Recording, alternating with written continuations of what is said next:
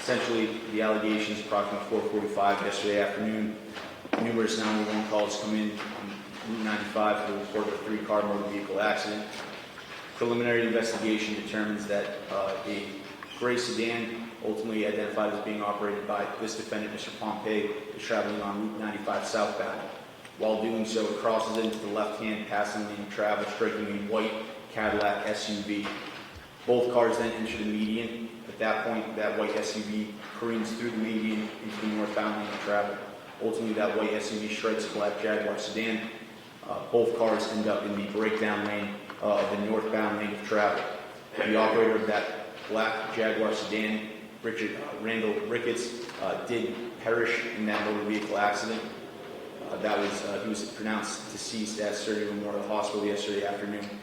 That white sedan had 3 occupants in it, a male party, as well as a 5-year-old child in the back seat, and a female passenger in the passenger seat. The two adult occupants were transported to Rhode Island Hospital for their significant injuries. Currently, as of last note with checking with troopers, the operator of that SUV is in critical condition with significant injuries. The female passenger is in a stable condition. That 5-year-old is in stable condition. There are numerous 911 calls, 911 callers who indicate that they observed what, again, investigators had determined thus far, which was that the car operated by Mr. Pompei, again, travels into the left-bound lane, making contact, causing this collision. Furthermore, named witnesses indicate that after making that collision and going into that median lane, a named witness observes an individual later identified as Mr. Pompei get out of his vehicle, makes some sort of shrugging gesture, get back into his car, and leave the scene. Ultimately, a video, be on the lookout for that gray sedan, is broadcast over several units radios. Mr. Pompei gets off of 95. He takes a left. He travels into the city of Attleboro. He pulls over at an apartment complex on Commonwealth Avenue. An off-duty North Attleboro detective heard that bolo, saw a car matching that description, watches as this defendant then gets out of his motor vehicle, attempts to change a tire, and duct tape numerous brake lights and such. Troopers on the scene Mirandize Mr. Pompei. He waives his Miranda rights.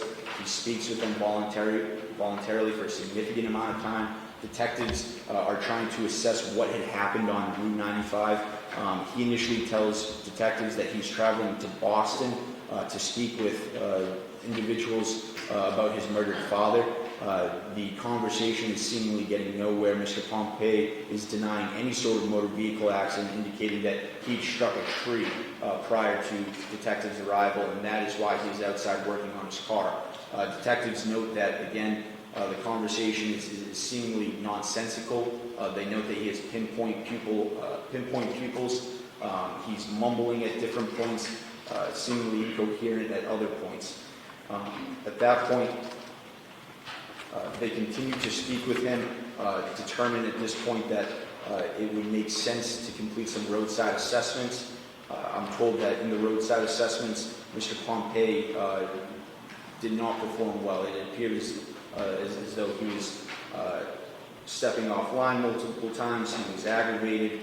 He was asking questions repeatedly. Took approximately 20 steps on a 9-step walking turn, turned around, and then repeated many of those same behaviors on the way back. I'm going to set the bail, the amount requested by the district attorney, the amount of $50,000 cash bail, with the order that if Mr. Pompei does reach that bail, he's not to operate a motor vehicle.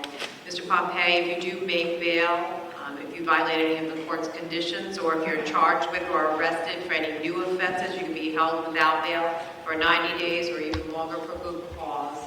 You do have the right to bail appeal at the Superior Court if you wish to do so.